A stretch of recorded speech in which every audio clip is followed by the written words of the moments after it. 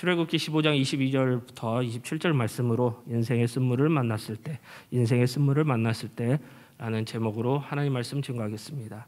오늘 본문은 애굽에서 출애굽한 이스라엘 백성들이 광야길을 걷다가 마라라는 쓴물을 만나는 사건을 기록하고 있습니다.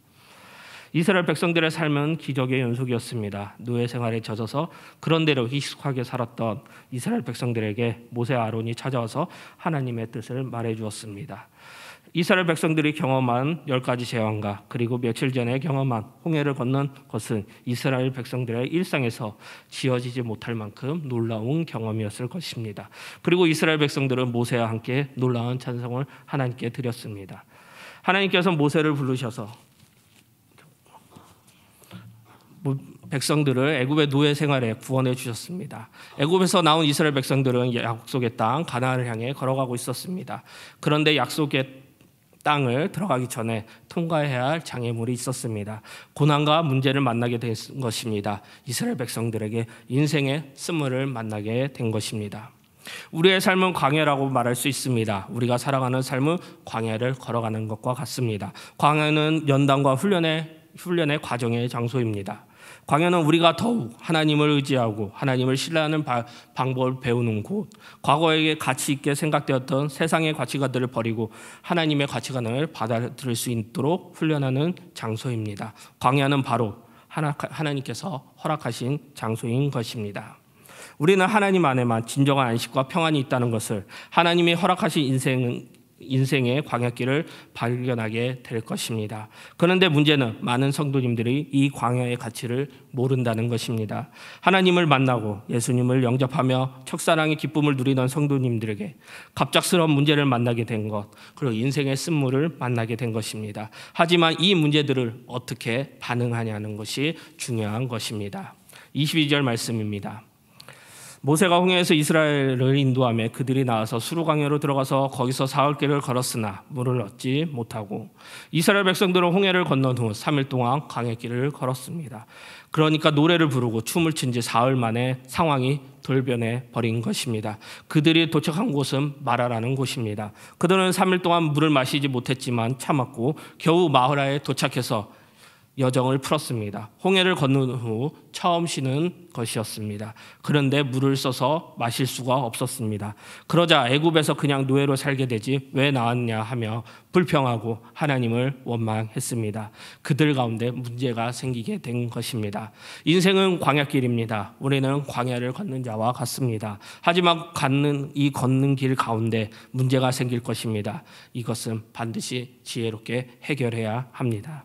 우리도 이스라엘 백성처럼 인생의 쓴물을 만나게 될 것입니다. 우리의 행동과 사고가 중요합니다. 고난과 많은 문제들 가운데 인생의 쓴물을 만나게 됐을 때 모세를 통해 하나님께서 이겨내는 방법을 알려주십니다. 그 방법을 오늘 알아보고자 합니다. 첫 번째입니다. 인생의 쓴물을 만났을 때 첫 번째, 원망보다는 기도하는 것입니다. 이스라엘 백성들은 약속의 땅을 향해 광야길을 걸어가고 있었습니다. 그 길 가운데 문제와 고난을 만나게 됩니다. 23절, 24절 말씀입니다. 마라에 이르렀더니 그곳에 물이 써서 마시지 못하게 했으므로 그 이름을 마라라 하였더라. 백성이 모세에게 원망하여 이르되 우리가 무엇을 마실까 하매, 광야에서는 물은 필수적입니다. 그런데 이스라엘 백성은 광야에서 물을 얻지 못해 목이 타는 갈증으로 괴로움을 얻고 있었습니다. 이스라엘 백성들이 홍해 바다를 지나 하루에 20km를 걸었다고 하면 이들은 4월 동안 60km를 걸어서 마라에 도착한 것입니다. 60km 동안 걷는 동안에 그들은 물을 마실 수 없었습니다. 마침내 겨우 발견한 이스라엘 백성은 심한 갈증을 느껴 그곳에 물을 마셨습니다. 하지만 그곳의 물은 쓴물이었고 그 물을 마시자마자 토해낼 수밖에 없었습니다. 그들은 더 이상 고단을 참을 수 없었습니다. 하나님과 모세를 원망했던 것이었습니다. 이스라엘 백성이 모세를 향해서 원망하고 불평하는 모습은 그들이 누구인가를 보여주는 모습일 것입니다. 이것이 그들의 실제 모습일 것입니다. 어쩌면 말씀이 애국 사람들과 너무나 다른 이스라엘 사람들의 모습을 그려줄 수도 있을지 모릅니다. 이스라엘 백성들에게는 원망, 불평이 모습이었다는 것입니다. 고린도전서 10장 10절 말씀입니다. 그들 가운데 어떤 사람들이 원망하다가 멸망시키는 자에게 멸망하였나니 너희도 그들같이 원망하지 말라. 바울 사도가 원망하지 말라고 말하면서 하는 경고는 매를 맞는다가 아니라가 멸망을 갖는다는 사실을 주목하시기 바랍니다. 단지 이것은 미성숙의 문제가 아니라는 점을 바울은 지적하고 있는 것입니다. 그러면 왜 하나님께서 먼저 단물을 주시지 않고 쓴물을 먼저 주셨을까요? 존 칼빈은 이렇게 말합니다. 하나님께서는 단물을 먼저 주실 수도 있으셨다. 그러나 하나님은 쓴물을 통해 그들 속에 잠재어 있는 쓴뿌리를 드러내고자 하셨다. 하나님께서 이스라엘의 백성들의 모습을 보고 싶으셨습니다. 그들의 쓴뿌리를 보고 싶었다는 것입니다. 마찬가지로 우리의 모습을 보고 싶으실 것입니다. 인생의 쓴물을 만났을 때 우리의 쓴뿌리를 보고 싶으시다는 것입니다. 출애굽기 15장 25절 말씀입니다. 모세가 여호와께 부르짖나니 여호와께서 그에게 한 나무를 가르치시니 그가 물을 던지니 물을 달게 되었더라. 거기서 여호와께서 그들을 위하여 법도와 율례를 정하시고 그들을 시험하실세. 마라의 쓴물이 단물로 되는 기적이 일어납니다. 하나님의 말씀대로 나뭇가지 하나를 던졌는데 쓴물이 단물로 변하는 기적이 일어났습니다. 여기서 중요한 것은 모세가 여호와께 부르짖었을 때 일어났다는 것입니다. 문제가 발생했을 때 백성들은 원망했습니다. 하지만 모세는 기도했습니다. 하나님께 부르짖었습니다. 이것은 이스라엘 백성도 능히 할 수 있었던 반응은 아니었습니다. 그러나 그들은 기도하기보다는 사람을 향해서 불평하고 원망하였습니다. 이것이 더 쉬운 일이라고 이스라엘 백성들은 생각했을 것입니다. 하나님의 사랑, 그리스도인들은 원망의 불평이 아니라 우리는 문제가 생겼을 때, 인생의 쓴물을 만났을 때 우리는 기도하는 것, 부르짖는 것입니다. 하나님께서는 이렇게 될 때 모세의 기도를 응답하신 것입니다. 이스라엘 백성들은 홍해가 갈라지고 그들의 포로로 삼았던 바로의 앞좌석에서 온전히 해방되는 경험을 했습니다. 이스라엘의 홍해를 건넌 체험은 일종의 구원 체험이었습니다. 하나님의 살아계심을 믿게 되고 그들이 하나님의 자녀에 대한 기쁨을 만끽하게 된 것입니다. 그들은 홍해를 건넌 후 이 기쁨을 찬송과 춤을 추었습니다. 모든 것이 새로워진 것이었습니다. 그들이 하나님이 예배하신 약속을 향하여 나아가는 나그네였습니다. 낮에는 하나님의 임재 상징이었던 구름 기둥이, 밤에는 불 기둥이 이스라엘 백성들을 인도하게 되었고 하나님께서 동행하시는 새 인생의 길을 살아가고 있었습니다. 그러나 이런 감동 체험은 불과 3일 만에 끝나게 되어버렸습니다. 지속되지 못했습니다. 홍해를 건너고 구원을 경험한 간격이 목마른 광야를 3일 동안 경험하면서도 모든 것이 사라져 버린 것입니다. 하나님에 대한 기억과 축복은 잊어버리고 기쁨도 잊어버리고 찬양과 춤을 췄던 그들은 하나님을 향해 원망하고 불평하고 있는 것입니다. 문제와 고난 중에 우리가 믿음으로 승리할 수 있는 유일한 방편은 하나님을 전적으로 의지하고 기도하고 부르짖는 것입니다. 부르짖다는 말은 내 속에 있는 것을 다 쏟아낸다라는 뜻이 있다고 합니다. 성경은 우리가 하나님을 향해 공고한 중에 부르짖었을 때 우리에게 구원해 주시고 건져 주시고 함께 해 주시고 복 주신다고 말을 하십니다. 예레미야 33장 3절 말씀입니다. 너는 내게 부르짖으라. 내가 내게 응답하겠고 내가 알지 못하는 크고 은밀한 일을 내게 보이리라. 우리 주님께서는 부르짖어 기도하라고 말씀하십니다. 부르짖으며 건져주시고 영원하게 해주시고 크고 은밀한 길을 우리에게 보여주신다고 말씀하고 있습니다. 악한 마귀는 기도해도 소용없다고 기도의 능력을 믿지 못하게 우리들을 방해할 것입니다. 그러나 우리의 확신찬 기도는, 부르짖는 기도는 하나님의 마음을 움직이게 될 것입니다. 어떤 자극에도 어떤 문제에도 인생의 쓴물에도 우리는 기도하면 됩니다. 기도로 반응하면 모든 문제들 가운데 인생의 쓴물 가운데 기도로 반응하며 우리는 승리하게 될 것입니다.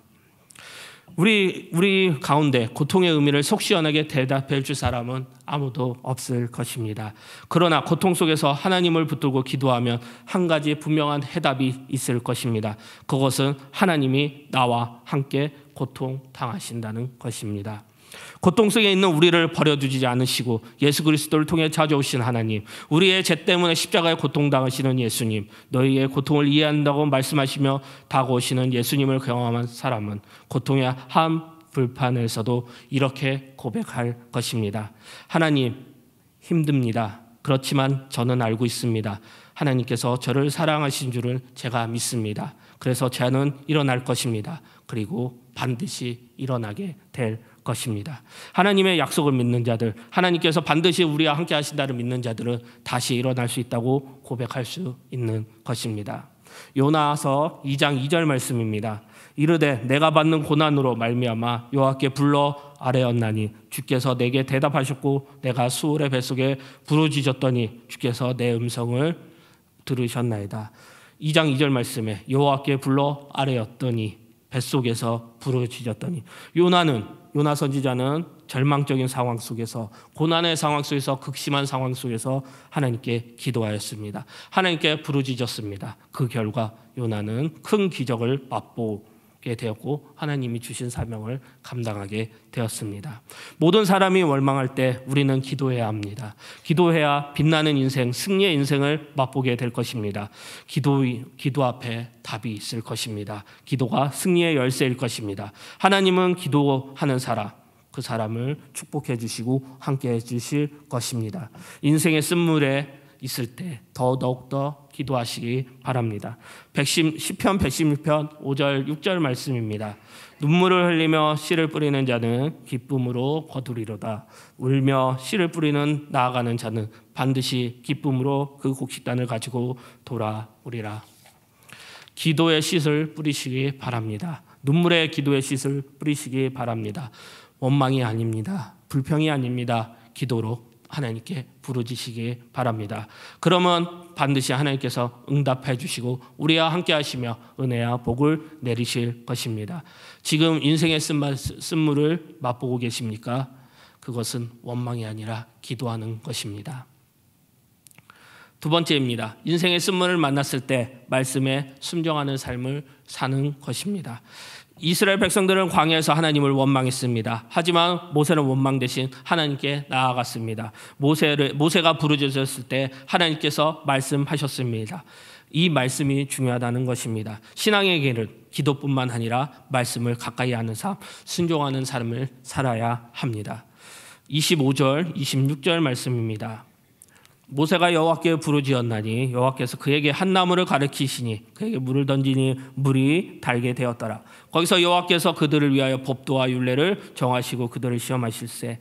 이르시되 너희가 너희 하나님 나 여호와의 말을 순종하고 내가 보기에 의를 행하며 내 계명에 귀를 기울이며 내린 모든 빚을 하나도 너희에게 내리지 아니하니니 나는 너희를 치료하는 여호와입니다. 모세는 하나님께 기도했습니다. 하나님께서 모세에게 말씀의 약속을 주셨습니다. 모세는 하나님의 말씀에 따라 나뭇가지를 꺾었고 던졌고 쓴물이 단물로 변하는 역사가 기적이 일어나게 되었습니다. 그리고 하나님께서 말씀하셨습니다. 25절에 법도와 율례를 정하시고 그들을 시험하실세. 여기서 법도와 율례. 그리고 26절에 나 여호와의 말을 순종하고, 여기서 여호와의 말, 내 계명에 귀를 기울이시며 내 계명, 내 모든 규례를 지키며 내 모든 규례. 하나님께서 말씀하시는 것에 강조하는 것이 무엇입니까? 이 모든 것이 뜻하는 것이 있습니다. 그것은 말씀 순종의 삶, 말씀을 지키는 삶, 말씀과 함께하는 삶이라는 것입니다. 하나님께서는 모세에게 기적을 보이시고 이렇게 말씀을 순종하는 삶, 말씀을 지키는 삶을 나타내신 것입니다.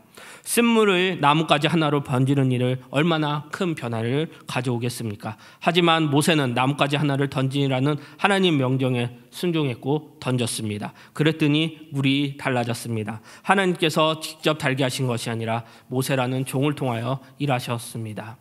우리가 상황이 좋을 때, 모든 것이 잘 될 때 누구나 하나님을 찬양할 수 있습니다. 그러나 우리가 상황이 좋을 때뿐만 아니라 여건과 환란이 올 때 여전히 하나님의 말씀을 들고 순종하는 삶을 살 수 있어야 합니다. 그래서 신앙의 길은 기도뿐만 아니라 말씀 가까이 순종하는 삶이 필요하다는 것입니다. 어려움이 있을 때 끝까지 말씀을 순종하시기 바랍니다. 하나님의 말씀이 필요하고 하나님 말씀에 순종하며 살아가는 것이 요구되는 것입니다. 이것이 삶 속에서 절대적으로 필요한 요소이기 때문입니다. 하나님께서 말씀을 순종하는 것을 강조하신 것은 구원의 수단으로서가 아니라 구원받는 백성으로서 반드시 행해야 하는 것이기 때문입니다. 하나님의 백성은 하나님의 말씀으로 거룩해지기 때문입니다. 순종에 대한 하나님의 요구에 따르는 상급이 있을 것입니다. 말씀에서 멀어지면 하나님과 끊어지는 것입니다. 사울은 자신을 위해 기념일을 세워 하나님께 버림받았습니다. 그래서 사울은 대표적으로 말씀과 멀어져서 하나님과 끊어진 인생을 살았습니다. 사무엘은 이를 두고 사울 왕이 버림받은 이유를 2번이나 반복하여 말씀하고 있습니다. 사무엘상 15장 23절과 26절 말씀입니다. 23절입니다. 이는 거역하는 것은 점치는 죄와 같고 완고한 것은 사실 우상에 절하는 죄와 같음이라. 왕이 여호와의 말씀을 버렸으므로 여호와께서도 왕을 버려 왕이 되지 못하게 하셨나이다 하니. 26절 말씀입니다. 사무엘이 사울에게 이르되 나는 왕과 함께 돌아가지 아니하나니 이는 왕이 여호와의 말씀을 버렸으므로 여호와께서 왕을 버려 이스라엘 왕이 되지 못하게 하셨습니다 하고. 사무엘은 하나님의 말씀에 불순종하는 것은 여호와의 말씀을 버리는 것이라고 말합니다. 여호와의 말씀을 버리는 것은 곧 하나님을 버리는 것입니다. 사실 우리는 하나님의 말씀에 불순종한 것을 하나님을 버렸다고까지 해석하지 않습니다. 불순종을 그저 대수롭게 생각하지 않는 것입니다. 하지만 하나님의 말씀을 거역하고 불순종하는 것은 하나님을 버리는 것입니다. 하나님의 관계가 이전처럼 친밀하게 있으십니까? 코로나 상황이 지속되면서 얼마나 하나님과 가까이 있다고 아니면 멀어졌다고 생각하고 계십니까? 이는 하나님의 말씀을 가까워하지 않았기 때문입니다. 말씀을 가볍게 여기고 말씀을 불순종하기 때문에 하나님의 말씀을 버리게 되고 하나님과 끊어지게 되는 것입니다. 시편 119편 43절 말씀입니다. 진리의 말씀이 내 입에서 조금 더 떠나지 말게 하소서. 내가 주의 규례를 바랬음이니라. 내 입에서 조금 더 떠나지 말게 하소서. 하나님의 말씀이 가까이 하는 것이 곧 하나님을 가까이 하는 것이고 하나님의 말씀을 사모하는 것이 하나님을 사모하는 것이고 하나님의 말씀을 사랑하는 것이 곧 하나님을 사랑하는 것입니다. 사울 왕이 왜 버림을 받았습니까? 하나님의 말씀을 가볍게 여기고 버렸기 때문입니다. 하나님 말씀 안에 거하고 그 말씀을 굳게 붙들었을 때 하나님께서 내 인생을 반드시 책임져 주실 것입니다. 그러나 하나님의 말씀을 버리면 하나님도 우리를 사울같이 똑같이 버리실 것입니다. 아무리 위급한 상황에서도 탐욕이 나를 강하게 지배하셔도 우상이 나를 강하게 지배하여도 그 순간 하나님의 말씀을 붙드시기 바랍니다. 하나님이 반드시 책임져 주실 것입니다. 내 인생의 최고의 성공은 하나님 손에 붙들려 아름답게 하나님의 사명대로 쓰임받는 것입니다. 내 인생의 실패는 하나님께 버림받는 것입니다. 하나님과 끊어진 삶을 사는 것입니다. 그렇기 때문에 하나님의 말씀을 사모하시며 사랑하시길 바랍니다. 하나님 말씀이신 하나님을 따르시길 바랍니다. 말씀에 순종하는 삶을 사시길 바랍니다. 하나님의 말씀을 순종하며 치료가 나타납니다. 하나님의 말씀을 순종하며 하나님께서 우리의 삶의 치료자가 되신다는 말씀입니다. 26절에 여호와 나파라고 합니다. 여호와의 나파는 치료하시는 하나님이라는 뜻입니다. 히브리어로 나파는 치료자, 의사, 의원을 뜻하는 말입니다. 의사 선생님은 육신의 질병을 고치지만 우리 하나님은 사람의 육신뿐만 아니라 영혼을 고치고 모든 것을 고치시는 분입니다. 즉 우리는 그분의 뜻에 따라 살며 모든 것을 치유해 주시고 치료해 주시고 고난과 극복해 주신다는 것입니다. 질병과 많은 문제들 속에 있으십니까? 이 순간 하나님께 나아가 말씀을 사모하며 치료자 되신 하나님을 맛보아 경험하시기 바랍니다. 질병과 문제 때문에 하나님께 도움을 구했더니 나는 하나님이 나를 고쳐주셨습니다. 목사님이 말씀에서 알게 된 하나님이 아니라 중요한 것은 내가 직접 하나님을 알게 되어야 된다는 것입니다. 그분은 나의 치료자 하나님이 된다는 것을 경험해 보시고 고백해 보시기 바랍니다. 하나님은 우리의 병만 치료하시는 것이 아닙니다. 모든 것을 치료하시는 분입니다. 하나님께서 쓴물에 개입하셨을 때 쓴물이 단물이 되었습니다. 우리도 마찬가지입니다. 우리의 인생의 쓴물일 때 하나님께서 개입하셔서 하나님께서 쓴물을 많은 문제들을 그리고 질병을 회복시켜 주시고 치료해 주실 것입니다. 이 예를 우연히 기사를 읽다가 살펴봤습니다. 데일리 굿뉴스에 보도된 기사입니다. 우크라이나 전쟁 속에 하나님을 찾는 사람이 많아져. 전쟁 속에 우크라이나 교회들이 몸담고 있는 사무처장 네이 키네치는 올해 보급탈 분량의 성경 재고가 소진되어 성경이 더 필요하다고 말하며 우크라이나 성서교회 지부에 들어선 이래 성경 품절 상태가 우리에게는 처음 있는 일이라고 합니다. 20년 동안 성경이 모자르는 일이 없었는데 지금 성경이 모자라고 있다는 뜻입니다. 현지 선교사님들은 교회에 다녀본 적도 성경에 대해 들어본 적도 없던 이들이 지금 성경 공부를 참여하고 있으며 기도하고 있고 희망이나 위안 주는 메시지를 하나님의 말씀을 격려의 메시지를 치료자 되신 메시지를 듣고 싶어 한다는 것입니다. 전쟁의 공포 속에서 주민들은 그 어느 때보다 지금 복음을 받아들이고 있다는 것입니다. 네이 키네치는 우리는 더 많은 성경책이 필요합니다. 어려운 시기에 사람들을 위로할 수 있는 성경이 필요합니다라고 전했습니다. 그리고 그는 하나님의 말씀이 적을 활시키고 절망을 몰아내고 고통받는 마음을 치유할 수 있습니다라고 말하고 있습니다. 말씀을 통해 성경을 통해 고통받는 우크라이나들에게 치료자 되신 하나님께서 함께 하신다는 사실을 보여주고 있는 것입니다. 말라기서 4장 2절 말씀입니다. 내 이름을 경외하는 너희들에게 공예하는 해가 떠올라서 치료하는 광선을 비추리니 너희가 나가서 외양간에서 나온 송아지 같이 뛰니라. 하나님은 우리의 육체의 질병뿐만 아니라 우리의 영혼까지 모든 것을 치료하시는 전능하신 하나님이십니다. 하나님은 우리가 치료하시니 만남으로써 영혼이 치료되고 강건하고 회복하게 살기를 원하십니다.